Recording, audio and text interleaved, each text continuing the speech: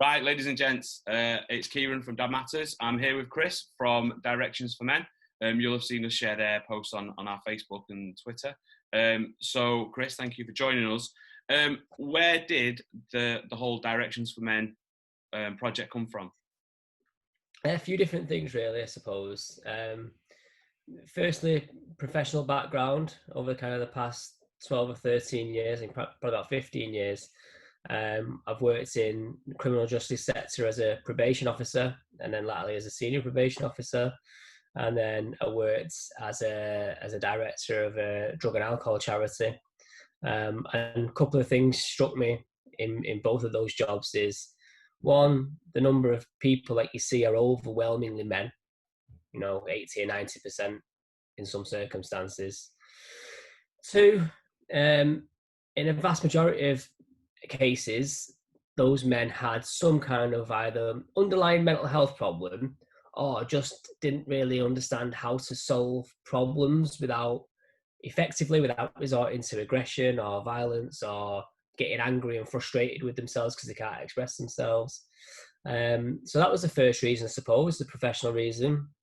And then two personal reasons. One, I've had my own battles with mental health in the past, suffering from panic disorder. So I had a lot of panic attacks and things like that, which thankfully, over kind of 12 years or so, I've learned to manage.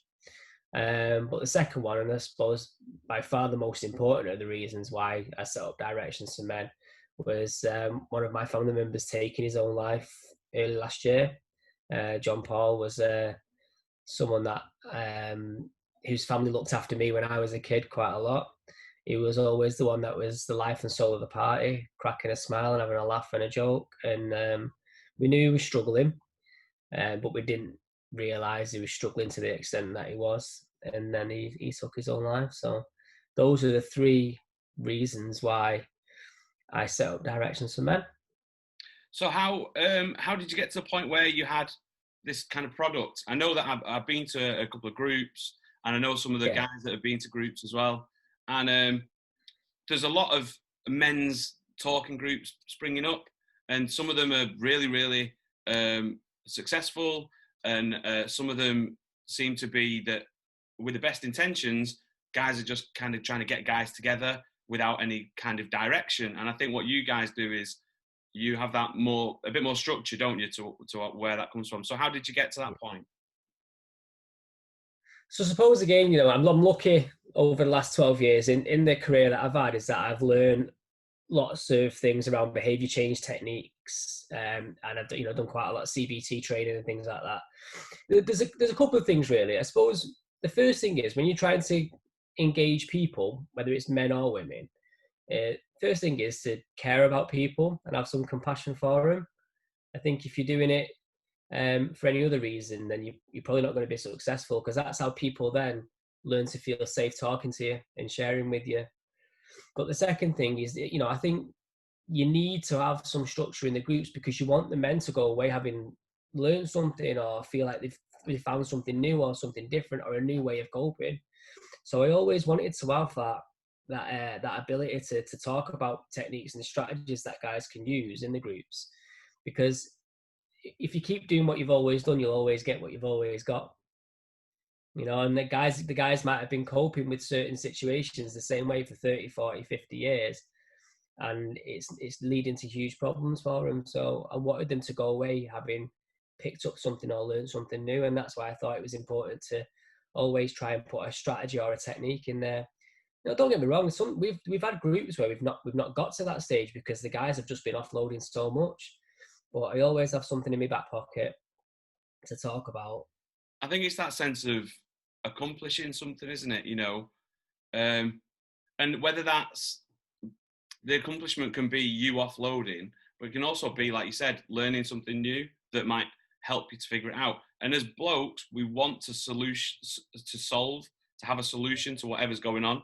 And it might be that the stuff that you've got in your back pocket isn't appropriate for everyone in the group, but if they're coming regularly, they're going to get an arsenal of things they can kind of work on, I always say that we'll throw everything, including the kitchen sink, at it, and something you might just grasp onto one thing that is the thing that you go, right, that's it, that's sorted it, I've figured it out. Well, that's fine then. No, absolutely. That's definitely the way to do it. Yeah. What areas are you working in now? I know you kind of started in Warrington, didn't you? But Yeah. I think I caught you in Bolton and Yeah. Wythenshawe. You got obviously you're not doing face-to-face stuff during COVID, but Unfortunately. yes. What areas are you working in now supporting men?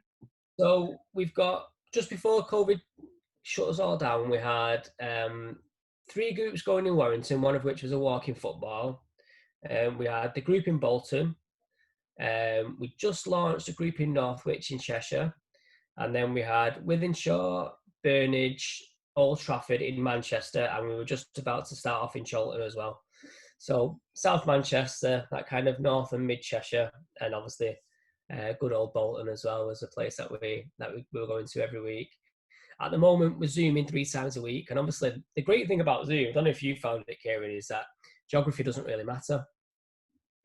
Yeah. So we're Zooming 3 times a week, and I don't care where you live or where you're from. If you hear about us and you want to join in, just get in touch, and you can come into any of the groups. Really, it's the beauty of Zoom, I suppose.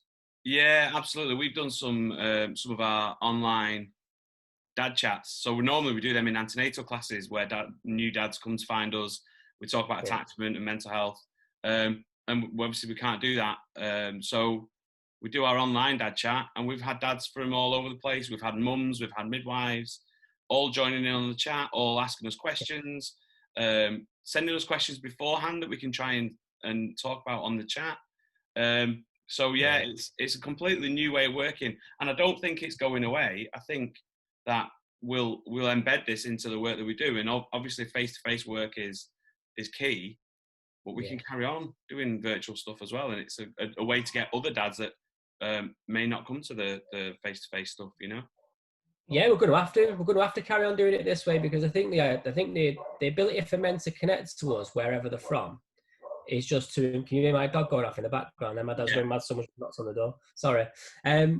Yeah, the ability to connect with men, no matter where they're from, is too important for us to give it up when this is ended. It's difficult, because one of the things I always say, when you turn up at a Directions for Men meeting, you'll get a smile, a welcome, and a brew.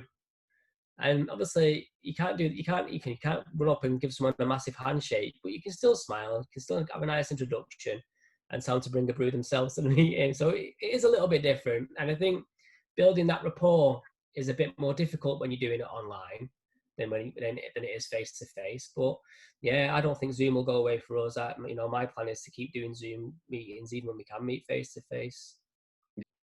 So I think I've got to say, guys, what you do, Kieran, that stuff about speaking to dads when they're going through antenatal classes and stuff, it's amazing. I've had 3 kids, and it was always the thing that was missing. So you're always there with your partner, having that kind of taking part in that conversation and being there as support, but you did always feel a little bit like a spare part. So what you guys do is fantastic. I think what it is, and I'm sure you'll agree with me, is we go there for our partners.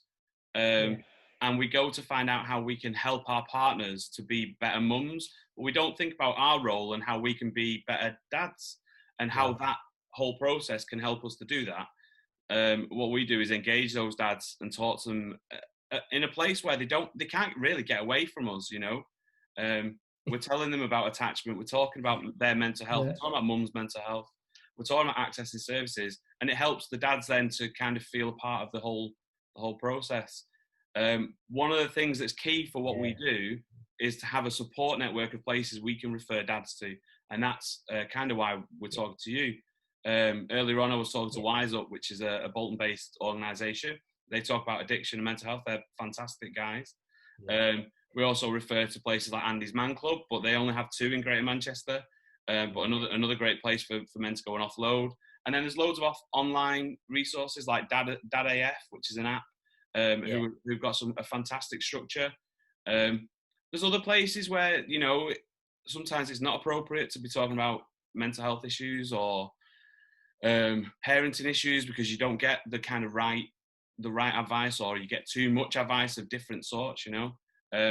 So we make sure that we've got everything in place before we start delivering one-to-one. So we also do one-to-one referrals with dads. I've been working with a dad whose partner's on the mother and baby unit at Wythenshawe. We do drop-ins at the mother and baby unit when we're allowed. And all of these dads get referred to you. I know the mother and baby unit have got your details there now. Because it's okay for us to go in and say your baby depends on your mental health, but we need to say to them, and if you're struggling here, go to these people. That's kind of, it's really important, you know. I think you're right though. When you're doing that referral, you've got to make sure that you trust the place to go into, and you know that's one thing that I've always been really keen on, is to make sure that people know that we're a good organisation, that we're a credible organisation, and that we know what we're talking about. Because, like you say, there are loads and loads of places sprouting up all over the place at the moment, which is fantastic. The more support that's available for men, the better. But you know, sometimes people are doing it with the best of intentions and the best of wills, but if you're not giving the right support, it can, you know, it can cause problems. So we've got to make sure that we bring all these groups in, all these various groups in, and try and help and support each other to do the best we possibly can. Yeah, absolutely. I think that support mechanism's important. We're funded through the NHS at Greater Manchester's Mental Health Board. We have clinical supervision with parent infant mental health specialists. And our volunteers have supervision with us in the same way. And it kind of helps everybody to have that process in place, doesn't it? And I know from our point of view, we have you guys on our website. We also have all the other ones, because there will be one that fits somebody. You know, it might be the day that you meet that's not suitable. It might be the way that you meet. It might be the things that you talk about, or it might be that they know somebody that's been to one of the other ones. As long as you've got all those options in place and you trust that group is doing it for the right intention, then absolutely we need to be referring in. It's options, isn't it? It's options. It's, you know, one of my kind of ambitions is that in almost every location there's a place for a man to go every day of the week. You know, and that's where we've got to try and get to, I think.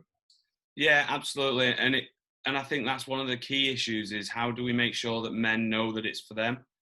Because there is somewhere for everybody to go whenever you need, in terms of crisis support or NHS services. But how do we get men to understand that that's what they need before they actually need it in crisis? And that's really important. Brings me to my next question. How do we signpost dads to you? Where's the best place to find out what you're doing and how to contact you? So the best place at the moment is probably through Facebook, because that's where we have all our events, and most of our posts go on Facebook. So if you just search into Facebook Directions for Men, we'll pop up at the top. Twitter, we're on Twitter as well, so it's Directions and the number 4 Men, so Directions for Men, because we try to be a bit hipper on Twitter. You can email me at hello@directionsformen.org.uk, and if you prefer to speak to me or text, we've got a telephone number that's 07894 971 434. Brill. Thank you very much for your time. We're going to share it on our social media, and we'll tag you in everything that we're doing, so people can find you through that as well. Are you on Instagram?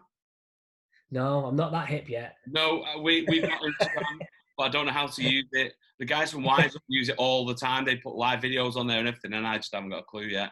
So we're learning as we go. But we'll probably put it on our Twitter, on our Instagram as well. Brilliant. All right. Cheers, Chris. Take care of yourself, mate, and we'll speak soon. And you, buddy, keep doing what you're doing. Take care, mate. Cheers.